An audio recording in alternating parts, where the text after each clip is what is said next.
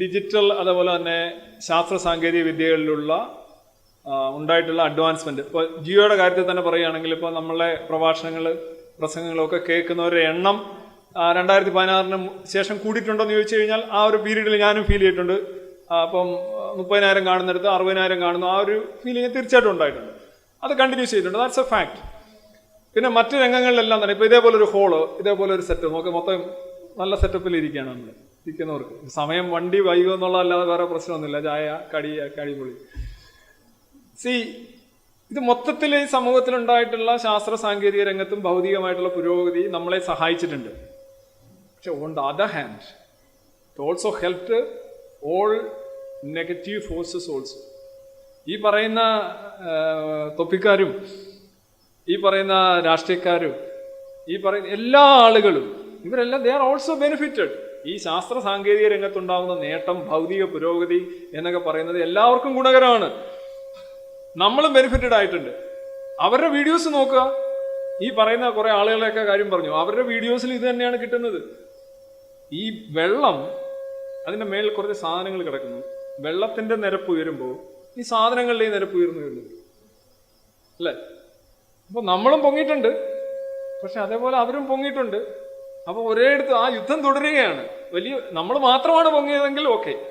ഇപ്പോ space shuttle പോയിരുന്നിട്ട് നൊയമ്പ് പിടിക്കുന്ന ടീമുകളുണ്ട്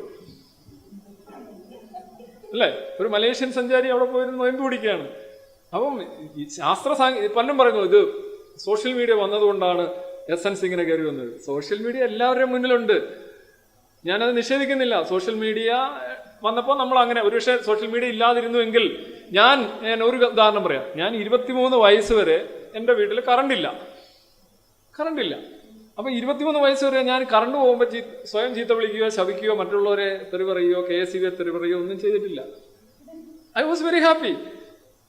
എനിക്കൊരു മണ്ണെണ്ണ വിളക്കിന്റെ പ്രശ്നമേ ഉള്ളൂ. 23 ഞാൻ MA കഴിഞ്ഞിട്ടും വീട്ടിൽ അത് കഴിഞ്ഞിട്ടാണ് കറണ്ട് വന്നത്. പക്ഷെ ഇപ്പോൾ ഒരു 5 മിനിറ്റ് കറണ്ട് ഇല്ലെങ്കിൽ ഞാൻ ഗിരീഷിനെ പിടിച്ചു വെച്ച് ഉടനെ ഒരു ലൈവ് അങ്ങ് നടത്തും.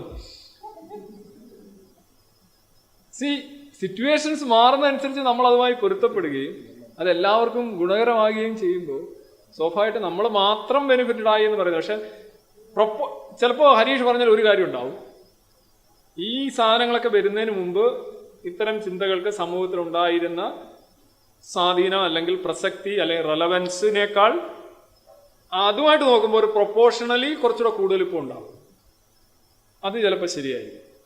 പ്രൊപ്പോർഷണലായിട്ട് നോക്കുമ്പോൾ അന്നിപ്പോൾ ഒരു 5% ജസ്റ്റ് ഫോർ എ ഹൊറർ 5% ആളുകൾ ശ്രദ്ധിക്കുന്നത് എങ്കിൽ ഇന്ന് ചിലപ്പോൾ ഒരു 20% ആളുകൾ ശ്രദ്ധിക്കുന്നുണ്ട്. അങ്ങനെ ഒരു വ്യത്യാസം ഉണ്ടാകും. അല്ലാതെ ഇത് നമ്മളെ മാത്രം ബെനിഫിറ്റഡ് ആക്കിയ ഒരു കാര്യമല്ല. എല്ലാവരും ഇതിന്റെ ബെനിഫിറ്റഡ് ആണ് എന്നുള്ള